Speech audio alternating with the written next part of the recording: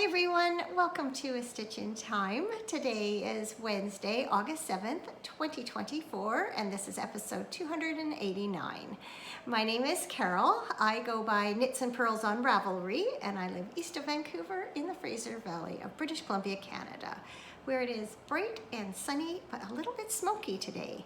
We've been lucky, despite it being another bad wildfire season. So far, we haven't seen much smoke here in the valley, but I guess today, just with the way the air currents are working, the smoke is being pushed out from the interior of the province towards the coast. And so today, my beautiful mountains are wearing a film of haze, but at least I can still see their outline through that smoke. I hope you're all doing well, that you've had a good couple of weeks since we last spoke. My weeks have been good, still busy, still lots of things going on, but I thankfully have been able to do a little more crafting and in particular some more complicated knitting than I felt capable of a couple of weeks ago. So that's a good thing. And I have resurrected a couple of older projects, and so I'm anxious to show those to you. It's funny, as I was setting up to record, I realized there's a lot of pink going on in this episode. Besides the top that I'm wearing, I'm using my pink grandma cup, and then I have a couple of projects that are also pink. Pink and red, actually, primarily. So it's sort of feels like a Valentine's episode as opposed to a summertime episode. But I like pink, obviously, so hope you do too. Just gonna have a quick sip and then we'll jump in.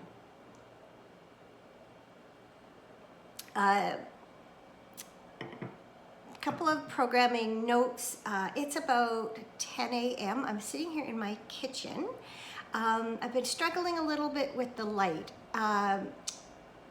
This side of my face I know is a little bit in shadow, even though I have a ring light like literally right beside me. I think it's just not bright enough to compensate for the bright sunshine that's coming in on this side of me. But I've kind of fiddled with things. I've got kitchen lights on, doing the best I can. I'm just gonna roll with it. You also may be able to hear a fan in the background. I've tried a couple of different setups. I had my living room windows open and the fans off. That wasn't working because I was getting all sweaty very quickly. Then I tried the fans and the windows open, but it was quite noisy with traffic going by. So I have closed my living room windows, but I do have a fan running. Hopefully it's not too much background noise and that it's too distracting. Again, gonna roll with it. I am not a professional, as I have said many, many times. So before we jump into all the crafting, just a reminder, there are a couple of make-alongs taking place right this minute in the Ravelry group. Smash the Stash. I always forget exactly what I named it. Smash the Stash, which is a year-long chatter thread, and it's just all about using up yarn, pattern, and fiber stash. Very low-key, casual make-along. And then there is Rock Your Socks, which is the third of 4 quarterly make-alongs that are taking place this year. That one, there's a few more rules and guidelines. Just read the first post of each of those pertinent threads. That'll tell you everything you need to know to participate in the make-alongs if you so choose. There's been a ton of socks in there, and I just love seeing them because, as you know, I really like to knit socks too. And I have heard from all the winners now that I announced a couple of episodes ago. So the prizes that needed to be mailed are well on their way. Hopefully they've been received safely. I don't put tracking on it. It's just economically not worth it to do that. And I'm always happy to replace if I've never had it happen. All of my mail, thankfully, has gotten where it's supposed to have gone.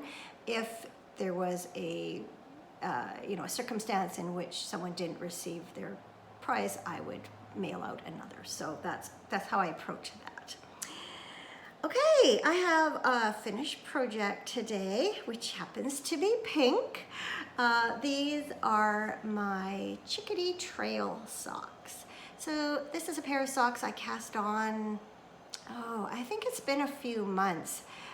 Just kind of on a whim after hearing a chickadee outside, and I thought, I want to go knit with that beautiful yarn from Rose Hill Yarns. I had purchased it, I think, a few months before that, and just really wanted to knit it up. So this is the light fingering base in the Chickadee Trail colorway, and then I did some coordinating German short row heels from some leftover Regia. And I think I mentioned last episode I was completing the second heel and needed just enough to go from one half of a, I needed to go across the last row of the heel before I started working in the round again. And so I found a very similar looking gray yarn in my sock yarn leftover stash, and I don't think anyone would ever know if I didn't tell them. So let me bring one of these socks in closer so you can see it better. It's my usual top down 64 stitch sock on a 2mm needle, plain vanilla. So I did 2x2 rib. I usually do 16 rounds. Love how this yarn knit up. There's that German short row heel.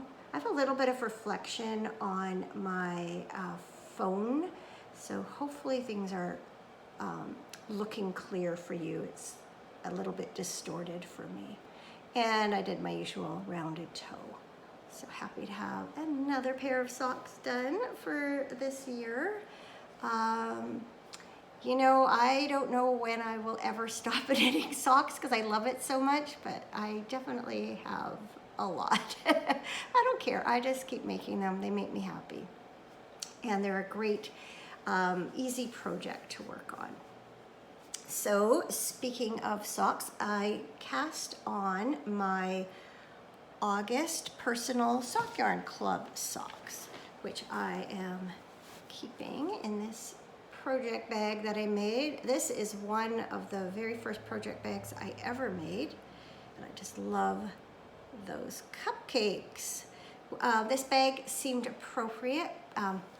Just noticed more pink because I am working with the Cake Pops colorway from Fiber Nymph Dye Works. I'll show you the yarn. Whoops, just pulled this out and my skein is falling apart. This is the Cake Pops colorway, and it is on a new to me base. I'm not sure that she has this base anymore. It's called Snow Tweed Merino, and that is 84% Superwash Merino and 60% cotton nylon nep. So it is a fingering weight, 437 yards, and it's a 2-stripe colorway. And this is how it looks knit up. Isn't that fun? So even in the cake part, I assume this is the icing with the sprinkles, even in the cake part it looks like there are sprinkles because of those neps. And I just did a little bit of a complimentary beginning here. Kay from the Crazy Sock Lady podcast calls that a pop of color at the cuff. So I just cast on with this, this is the Mountain Tweed base. I'm not sure if it's Mountain Tweed BFL or I think it's Mountain Tweed Merino. This little thing of yarn came with my, was one of the minis that came with my Lady Cardinal colorway from, I think, the first Backyard Birdwatchers Club from Fiber Dye Works. So I just thought it went well with the colors in the speckles and would give me a chance to use it. So I'm going to do the heels also in this color. I don't think I would have enough for toes, but I thought it would be a nice way to start the sock off. As I'm holding things up, I'm realizing the lighting is not as good as I would like it. I'm just not seeing the contrast and the brightness between these two colors. If I hold it back here, is that better? Maybe it's better there with the ring light. I'm not sure. I'm just gonna muddle through, guys. Anyway, enjoying these. I have both socks cast on and have them, I think, about the same place. I think I just started the brown stripe on this sock. And I've just lost a stitch. I've just lost a stitch on each side. Usually I'm really good about poking them back further on the needles, but maybe when I pulled it out of the bag. Anyway, got those socks going. So those are my, when I need a mindless knit, sitting outside for happy hour, for visiting with someone, or just what, just when I need a down kind of project. And then I picked up another pair of socks that I cast on I think it was last August. They are it's my Caribou Fall Socks pattern, one that I designed and released a few years ago, but I'm calling these my Okanogan Fall Socks. Okanogan is another region of British Columbia where they grow a lot of fruit, both like apples and plums and peaches and grapes. It's a great wine region. And the colorway I used for these socks is called Apple Picking, which is why I decided to name them my Okanogan Fall Socks instead of my Caribou Fall Socks. The yarn is from Sweet Fiber. It's the Super Sweet Sock, and I got this as part of a club colorway a couple of years ago. Hopefully, as I bring this in closer, yeah, there you go, you can see that really beautiful stitch pattern. It's not difficult, but I love all the texture and movement in this stitch pattern. Has a slip stitch heel, flap, traditional gusset, rounded toe. So I had knit several pairs of this pattern for my samples for my pattern, but I never knit myself a pair just to keep for myself. And so I did start them last year. Not sure why I got distracted, but I did finish one, and I had cast on the other and done, I think, just a few repeats, but I picked it back up. I have finished the heel, I've done the gussets, gusset decreases, I should say. I think I have about 1.5 16-row stitch repeats left to do, so about 24-ish rows, and then it's time for the toes, and then I can call these done, and I'll be so happy to do that and wear them this coming fall. Love this colorway. Red's my favorite color, and I just really love it, how this pattern looks on this with this yarn. I think the type of yarn, like however many plies it is or how it's plied, I think shows off the stitch as well.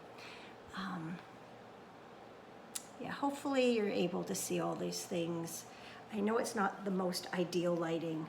It was very bright down in our downstairs bathroom, downstairs guest room where I often record in the mornings. It was just too bright, and I didn't want to wait till this afternoon. My craft room would be too warm by then, plus I've got some things in there that are kind of in the way, so it seemed easier just to bring everything out here, spread it all out, and chat with you. I feel like I've said that already. I may have in one of my early renditions of trying to record and finding the right mixture of light and sound. I apologize if you've already heard that. I did do a little bit of work on my blanket of cheer. I think I was working on this block last episode, but that's how it looks finished and with the border on it. I won't talk about this project a lot because I have in many recent episodes. It's you can definitely find all the information on my project page on Ravelry. I always provide links to show notes and all of my project pages. It is, in brief, a scrappy Afghan that I am making from mainly the semi-solid squares are from the 2022 Fiber Nymph Dye Works Holiday Countdown Collection, plus I've added in other mini skeins that I've received over the years for various reasons. And then I'm using up my self-striping leftovers from Fiber Nymph Dye Works in the Bounce, which is the 80/20 Superwash Marino nylon base, Bedazzled, which has sparkle, and Mountain Tweed BFL. So I think this is Leaf Pile. I thought it was sparkly. Maybe not. In any case, I can't see any sparkles, but I've done that one. And then this is, the elves were in the eggnog with this very, very bright pink square. So what I've done now is pulled out this bag. As I mentioned a couple episodes ago, or maybe last episode, I went through and matched up the semi-solids with all of my leftovers, and then I bagged things up. So what's in this bag are leftovers that I don't think I've knit with any of these skeins yet. And so what I've done is picked 2 sets of semi-solids to go with each of these leftovers. So for example, right now I'm working with Cozy Mountain Christmas, which looks like that. And so the square I'm working on right now, I've matched with this more red. Crazy. It's just funny how, and they're all, the things I'm showing you are all a very similar shade of red. So I've matched it up with this red semi-solid. Again, lighting, not the best, that's better. And then the next rendition of that colorway will be with this Goldie square. And the colorway, as you can see, also has some green in it. So I'll have some green and red. I'm not sure what all is going to show up in that stripey section, but that's what I'm working on now. So all of these leftovers I've matched up with 2 different sets of mitered squares. So I'm gonna work my way through this bag and then go on to another. Okay, sip of tea, and I have one more work in progress, a knitting work in progress to show you. This one I am so excited to be working on again. Have to reach over here. You could see the table in front of me. It is absolutely full of things in a good way. So last August, I began to knit Owen by Jennifer Wood of Woodhouse Knits. I had this sweater in mind for eons. And I tried it in a couple of different yarns, or at least one different yarn. Wasn't happy with it.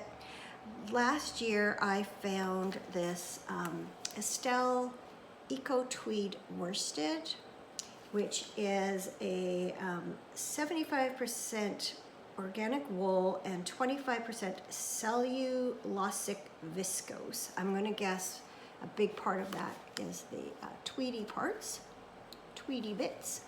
Anyway, I swashed with it, liked how it was working up, so this became the yarn, and I am really happy with my choice.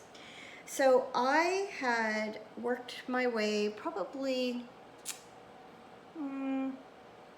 maybe 3/4 of the way down the body. I had worked, it's a top-down sweater.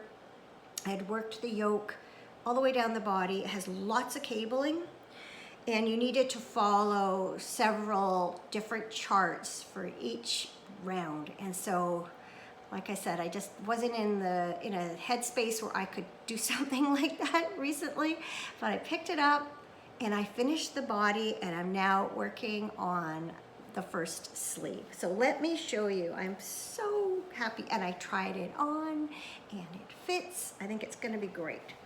So here's the front. So it has this sideways kind of collar, slip stitches, and then goes down into a V. Although it's an interesting, because it's not a complete V, you still have this kind of a, not a collar exactly, but it doesn't just go smoothly into a V. It's got this little that comes down.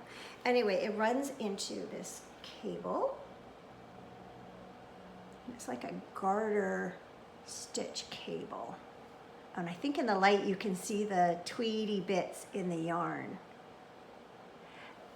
And then that same type of cable runs down the sleeve, and it ends, you actually use the same chart, it's going to end like this on partway down the sleeve. I'm not positive, I think I added an extra cable here, an extra twist, an extra repeat, because I wanted it longer. Then here is the shining star of this pattern. Look at that back. I'm glad that this lighting, I can see it is definitely picking up the texture of those cables. So these cables come down in a slope, wrap themselves around, finish here in the front. Whoops, trying to get the lighting right.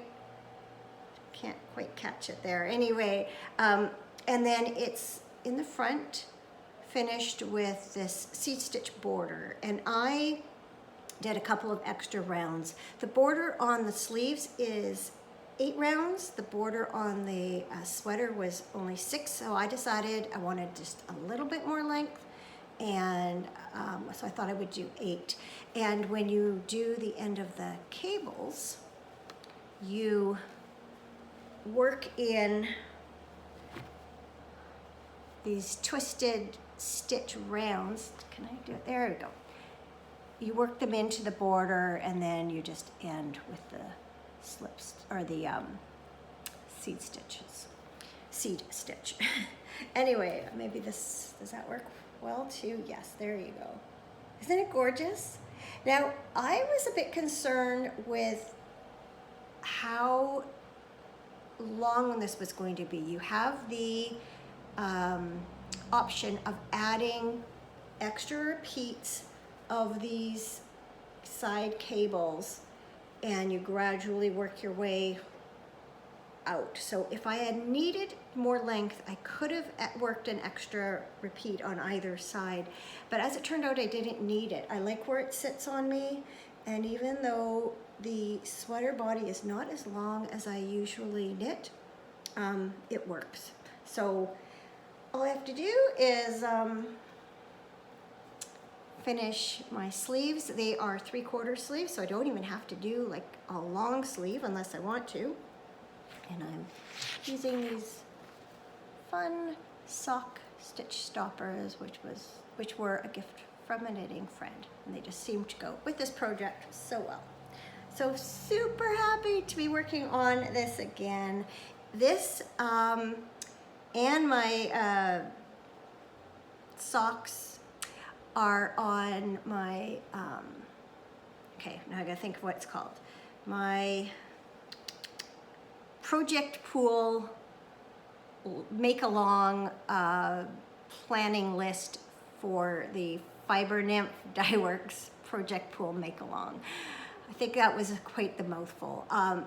The beginning of the year, I sat down and planned certain projects that I wanted to get done, and this was one of them, as were these socks.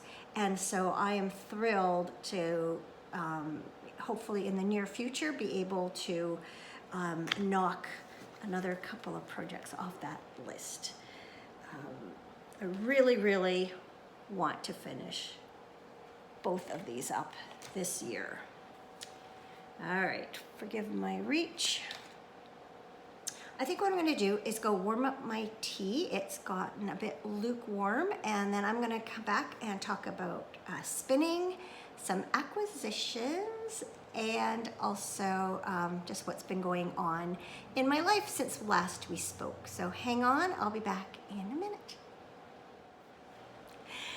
While I was warming up my tea, I was looking out my kitchen window and I spotted what I was pretty sure was a baby goldfinch on top of the feeder pole.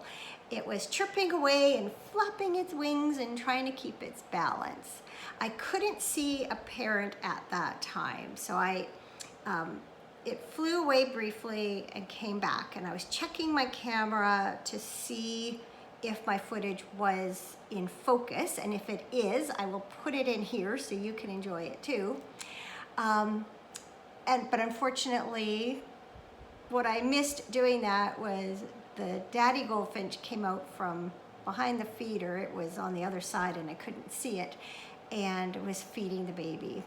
But I wasn't quick enough to record that. But hopefully the baby bird on its own came out okay, and hopefully you'll enjoy seeing it as much as I did. The baby birds are they're just so cute, and you can always tell when they're babies just from, you know, their amateur efforts at flying, etc. Anyway, spinning. So I believe on the last 2 episodes I have talked about this fiber from Useful Creations. It is a Superwash Merino with stellina, and I was having some difficulty spinning it. I was finding it slipping out of my hands too quickly, and it kept breaking on me. It was just not enjoyable. So I had decided to put it aside and work on some stickier, more rustic fiber, which I did. And during that, I think it was during the plying of that, my brake band on my spinning wheel broke. Now the brake band, for those of you who don't spin, it's a, at least on my spinning wheel, it's a monofilament line, like a fishing line, that it goes around this part of the bobbin. You see how there's a groove in it? And that controls your tension on the bobbin part, and how tightly or loosely it's spinning around, or how quickly, I guess. Amateur here.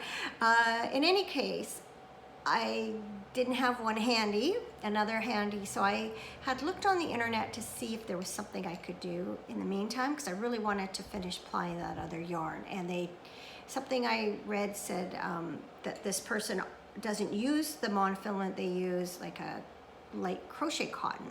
Well, I didn't have any of that, but I did have some heavy cotton thread in my cross stitch supplies, so like a pearl cotton. So I did try that, and it did work for a while, but then it broke. It just wasn't meant to stand up to this. Now my old brake band was quite brittle. Once it broke, I realized like there was no repairing it or anything. It was old and broken. So I did try some more cotton, and I decided to give this another try, and I was just really struggling with it. So I thought, well, you know, I better go find myself a real brake band and see if that helps. And so I did, and it did. And so as you can see, I have spun up about a third of this fiber now. And it's some of the finest I've ever spun. Which means that takes longer to get through it, which can be good or bad. Good if you want a nice fine yarn, bad if you kind of want to be done with this and move on to something else. Yes, I'm talking about me. Anyway, yes, this is about a third. I have about half of the other next third in here that I'll be spinning. And then this is the final third. And then I have the other half of what I showed you in the basket set aside. So my plan is to do a 2-ply. And I think I'm gonna get quite a bit of yardage because it is so thin. And yeah, I'm pretty proud of it. Now I'm still struggling with it somewhat. I could definitely go for much longer periods of time without it breaking on me, but it does still sometimes. I have a whole collection of little ends that I just keep putting them aside, and I have no idea what I'm gonna do with all the waste fiber I have, but I figure I just can't throw it away. So anyway, that's coming along better. So during that period before I got the break band, in a roundabout way, I can't exactly remember how, I ended up on the Sweet Georgia Yarns website looking at fiber. I am running low on spinning fiber. I only have 2 more things to spin. So I came across, they had their Corriedale on for just a fantastic price. It was normally, I want to say it was either $32 or $34 or $36 for 100 grams. And it was on for, I think, $17. So Corriedale, it's not as soft as Merino, but it's not like terrible. It's a little bit prickly, but not bad.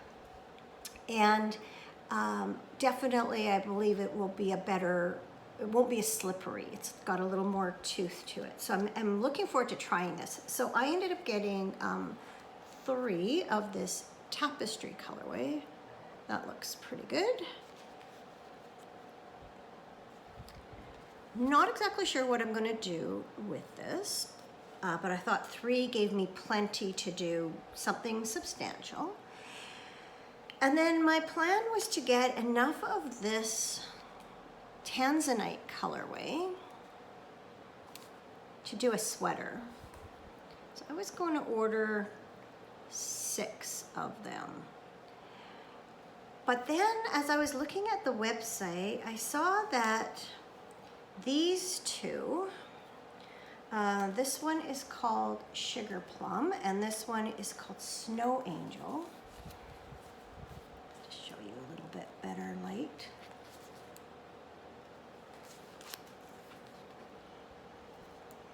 I thought the 3 of these together just went together really well. They just seemed like the same colors, only in different intensities. So I thought I could do one of 2 things. I guess I could do more than 2 things, but my thought was to get 2 of each and somehow combine them to make enough yarn for a sweater. So one thing I could do is obviously spin each one on their own and do a gradient. Or I thought I could also spin them each separately, but then ply all 3 together. Kind of what I did with that blended wool that I showed you last week or the week before, or episode, I should say. The other thing, I hear about combo spins all the time. So again, going to call on my spinning mentors out there. If I were to do a combo spin, like how would I go about doing that? Because they often seem to be pretty random. Am I better to keep it more uniform and do one of the two ways that I mentioned? Or if I were to do a combo spin, would I overall end up with kind of just a yarn that's like a mishmash of all these anyway? Let me know what you think and what you would consider doing. Combo spins, what I've seen at least different spinners do, often seem to be similar colors, but sometimes there's colors in one that's not in another, where these are very much, a gradient. I'm leaning towards the idea of a gradient or 3-ply marl, but I'm not sure. So definitely interested in some feedback there. That's one thing I'm realizing about spinning is you can spin it without a plan, but I'm finding like I want to have a plan before I start on it. No surprise, I tend to I'm not a super impulsive person, so that's kind of how I am. But I'm just, it's so pretty and I don't want to wreck it. That is it for all the fiber talk. So all that's left is to bring you up to date on what's been happening since my last episode just over 2 weeks ago. So I will say that when I sit down to write show notes, I really struggle to remember what happened 2 weeks ago. The time just goes so fast and there just always seems to be something going on. What I can tell you is the weekend following that last episode, it was my husband's ball team's year-end tournament. And so we spent quite a bit of the weekend at the ballpark. But the weather turned out to be just perfect. It was sunny, but not too hot. There was a nice breeze blowing most of the time. So that was awesome because there have been some years when it's been so scorching and unbearable, and that's no fun for anyone. They did pretty well, especially considering that they got bumped up to C Division for the tournament instead of playing in D Division like they were supposed to. There were some teams that didn't make the tournament, so they kind of shuffled the divisions to make sure there were enough teams in each division to have a playoff. So that meant that the team was playing some more challenging teams than they should have been, but they won 2 out of 3 on Saturday, and then they won their first game on Sunday, which meant that they then carried on to the next stage of the playoffs. If they had lost that first game, they would have been done. They did lose their second game, however, so then they were out. I will venture to say, well, I know with certainty, actually, that there were a number of players who were just as happy to lose that second game on Sunday. 5 games in a weekend is a lot. I know my husband was really feeling it, and that freed up the rest of the Sunday for everyone. I was especially pleased because Sunday was also our 40th anniversary, and I did not want to spend the entire day at the ballpark. We had not even made dinner reservations because if we had made it to the final, we would have been playing a game at 5 o'clock. So we just sort of waited to see what happened. So as soon as we knew that we were done by, I think it was about mid-afternoon, we were able to make reservations for dinner, and so we did go out and have a nice dinner to celebrate. If you're new, we did earlier this year in June go to Paris and Amsterdam to celebrate my 60th birthday and our 40th anniversary. And so we already felt like we had celebrated it, but of course we wanted to mark the actual day. The night before that, the Saturday of the tournament, we had the ball team over for a barbecue. That's sort of a tradition that's been going on for many years, not necessarily at our house, but at someone's house. And this year, actually, the entire team was there. So that was great. Usually there's at least one or two players that can't make it for one reason or another. So it was really great to have the whole team together. It has been, I know I've mentioned it before, such an enjoyable year. It was, at the beginning of the year, we weren't even sure we were going to have enough people to form a team. So we ended up with almost all new players. There, I think, was only four players from last year's team, and a lot of the new players had never even played ball before. So it's been just really gratifying to see how far they've come since April and their first game, and we've really gelled as a team. And I mean, I have score kept for Cameron's team since he began playing ball. Literally the first night I got handed the scorebook and asked if I knew how to keep score. I did not. I was taught, and I've been doing it ever since. So it's somewhere around 29 or 30 years that we've been involved in this team. And this was one of the most enjoyable years. Just the atmosphere on the bench and just seeing the progress of all these new players. It's just been a really great year, and I'm really hoping that they will all be able to come back next year, because it was just a great year. I have been looking after our younger granddaughter. She's 9.5. Fair bit the last few weeks while her mom and dad are working. That's been quite enjoyable. She has been fixated the last little bit on finishing this diamond art painting that I think she started back, not this past spring break, but last year. Pretty sure that's when we bought it. We just had bought a bunch of crafts at the dollar store, and I think it was then. It was either then or last summer.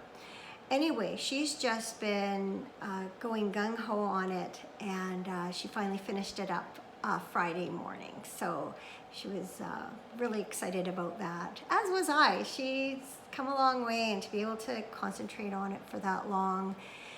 And then we've also been playing games quite a few of the days after lunch. I taught her a new one called Gimme 5, and it's a board that's covered in playing cards. You play with poker chips, and you use a deck of cards, or I guess 2 decks of cards, and you are placing poker chips on the board in an attempt to get a row of 5. So whoever gets to 3 rows of 5 first wins.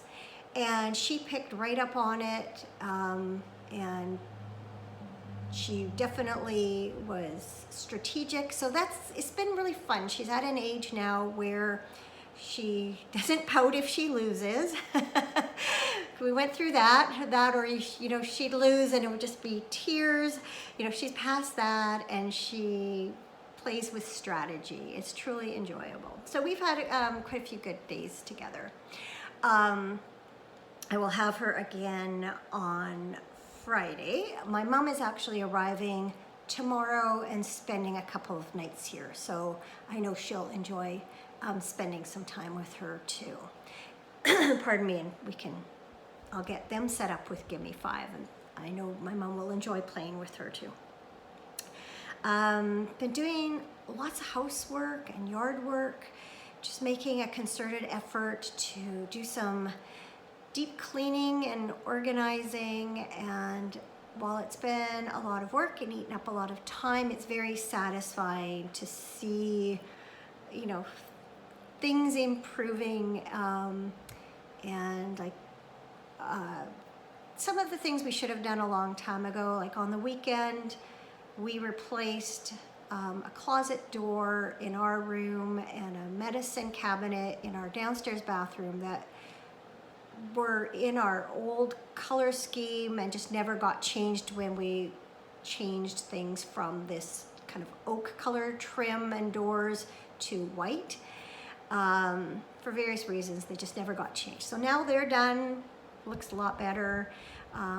Cameron trimmed all the hedges this weekend, and I took care of the shrubs in the front yard. So it's just nice to see things getting tidier.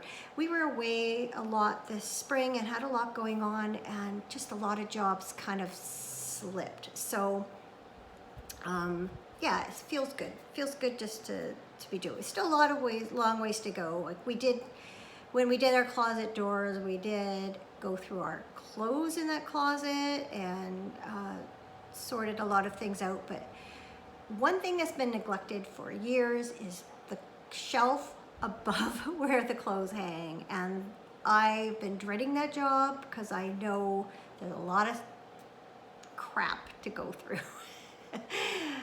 But once we do, it's just gonna feel so good. So, what is it? Short-term pain for long-term gain. Something to look forward to next week is, well, first off, something good that's not in my something good section, but something good is that 2 of my sisters have officially retired in the last week or so. I think my older sister's last day is actually today, yesterday or today. And so that's my sister that lives in Toronto. So she is flying out next week. And then all 5 of us sisters are going to spend a few days together at the cabin. And so I think it's just gonna be us there. And we're gonna have my mom's gonna come out and spend a night with us towards the end of the week, I think. We all want her to make her homemade macaroni and cheese for dinner that night. Hopefully she will oblige.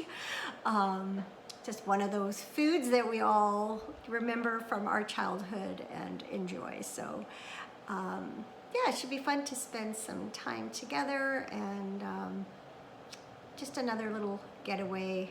So yeah, that'll be good. Something to look forward to.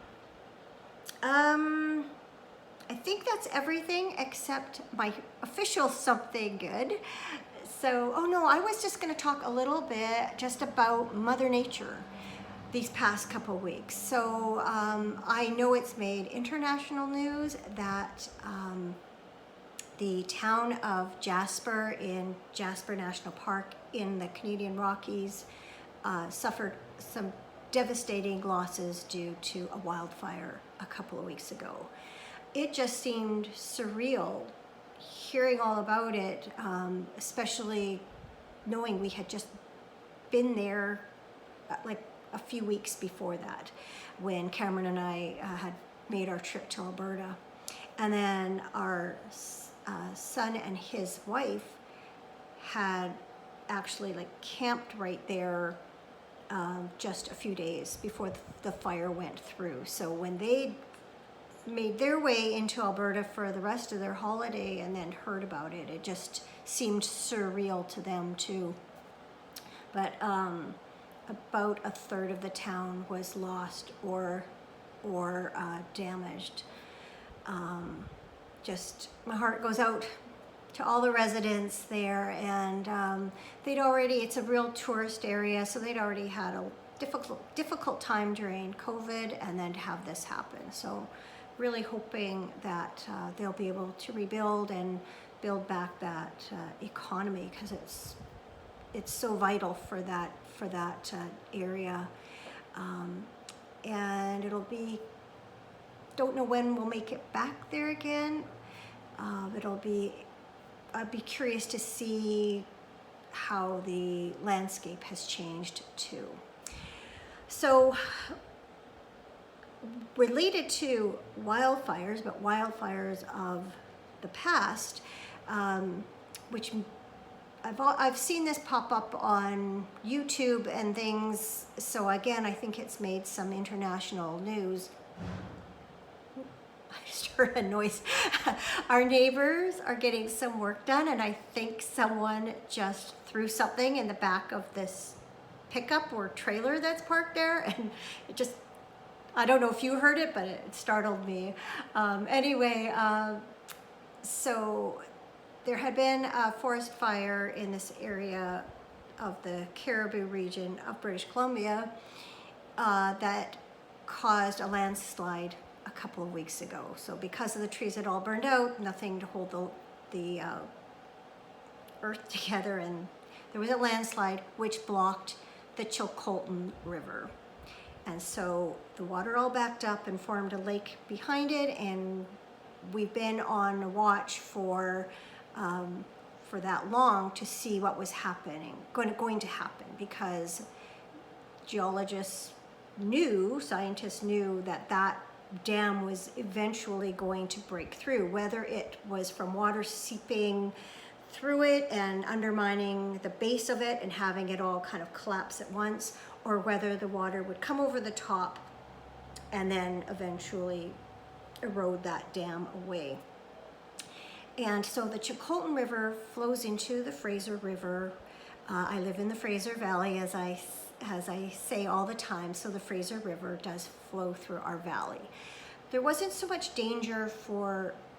potential danger for where I live, because we're quite a ways downstream from where the Chilcotin enters the Fraser River, but there have been areas that have been on evacuation order and alert for that time. So it was, I think, Monday morning, the dam started to erode, and the high stream flow occurred. It happened in such a way that it did not cause as much damage as it had the potential of doing, but it's still of concern because there's a lot of debris in the water. All these dead logs that came down off the slide and are now being eroded away from the banks of the rivers as the flow rises. So I'm not sure when that is supposed to arrive here. No doubt my sister, who lives in a place overlooking the river, I'm sure she'll have pictures for us when she notices debris and such flowing in. But it's been interesting to follow it along, and has had a lot of us kind of captivated. I know at least one sort of historic cabin was washed away into the water. As far as I know, no other structures or important structures have gone. I think a few structures, minor ones, have gone. But I don't think any homes have been lost. So I don't think so. Hopefully not, because that's obviously would be very devastating. Now there's a concern about this year's Salmon Run. So that I was just watching something on the news about it, that these salmon runs are in 4-year cycles. And 4 years ago, there was a slide on a part of the Fraser River that is below the Chilcotin. And so that year's Fraser Salmon Run that year's Chilcotin Salmon Run was affected by that landslide. And now we are 4 years later, so there's fewer fish that are going to be coming back as it is. And hopefully they're able to manage despite all the higher stream flow and debris. So very concerning, especially there are First Nation groups in that area who rely heavily on the salmon. And so just really hoping that they have better than expected outcomes. Okay, something good. So earlier this spring,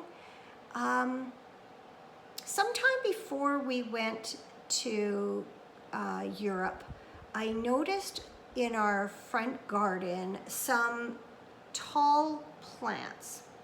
that had sprung up. And because last year I had planted some really tall zinnias in that garden, I thought they were zinnias that had seeded themselves. And so I was quite excited about that. I didn't want them in that garden this year, but I wanted to then, once they were strong enough, once I was home to be able to water them faithfully, I was going to move them to the backyard. So finally I got that chance, and when they came, when I first planted them, they just went whoop. And I'd water them, and by the next morning they'd be standing up, and then during the day they would just, like, even though I was watering them, they'd like wilt. And then by the next morning, as it got cooler, they'd come up. So eventually they got to the point where they were just standing up straight all the time.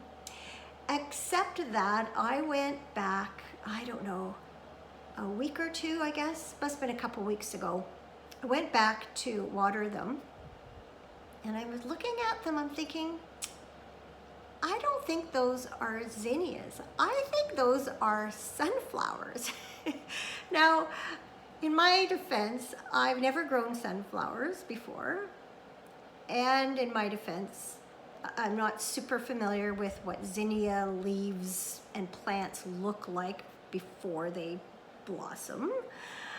And in my defense, I didn't have any reason to think I would have sunflowers growing in my front garden.